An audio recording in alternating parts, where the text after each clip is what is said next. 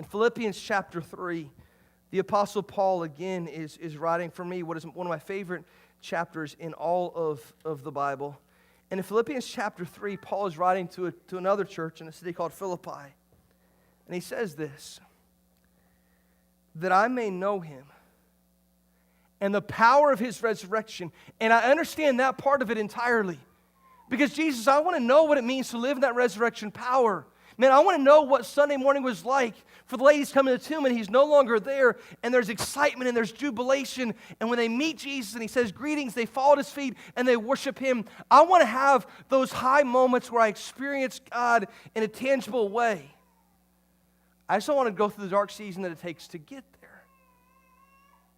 But the thing is, there had to be a Friday before there was a Sunday. There had to be suffering before there was a resurrection.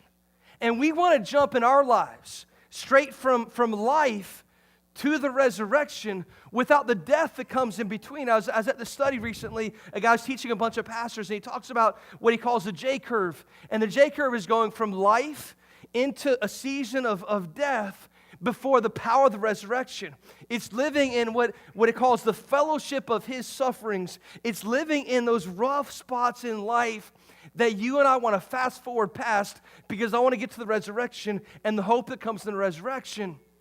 But here's the hard part, is that it seems like over the course of the last 6 months to a year, I've seen a lot of people residing in that valley. We go from life into death. We go from life, and maybe we talk about that bankruptcy, and we're trying to spend, we're trying to budget, we're trying to do all those things, and yet we see that impending bankruptcy, and that thing hits. We're like, man, I have hit rock bottom.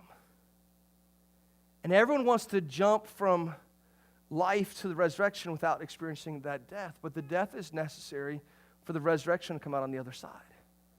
I want to live in the power of the resurrection. But first I have to have the fellowship of his suffering. First I have to know what that's like, because Paul is writing saying, listen, this is just how it is. This is how life works. I may share in his sufferings, becoming like him in his death, so that on the other side I can experience the truth of the resurrection. And so go through these valleys in life. We go through these spots that no one wants us to go through. And if that's where you're at right now, I want to give you this truth, speak truth into your life right now. This moment in your life does not define you.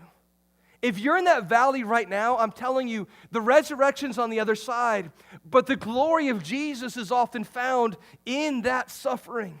We want to rush that suffering and say, I just want to get past this. But it's often there that our faith becomes most tangible and most real. And it's there that we start to experience the glory of Jesus in our life. So if you're going through a rough spot, I want to tell you the resurrection's coming. But the glory of Jesus is found in that.